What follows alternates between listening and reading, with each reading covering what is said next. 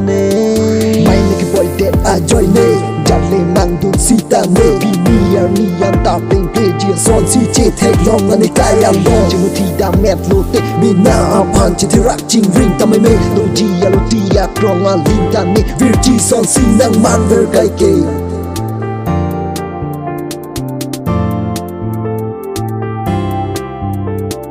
Mai ne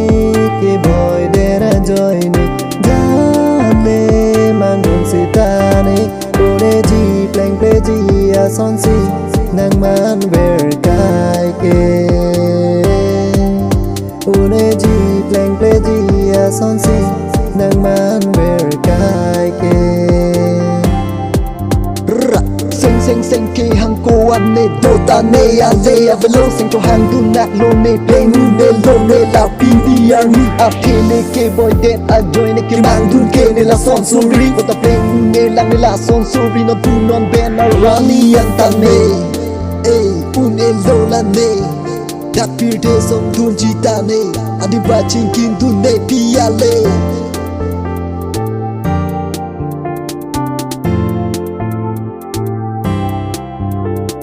Mai ne Keboi Det ajoine Jalle mang dun sita ne Uneji pleng pleji son si nang man ver kai ke Uneji pleng pleji son si nang man ver kai ke Mai ne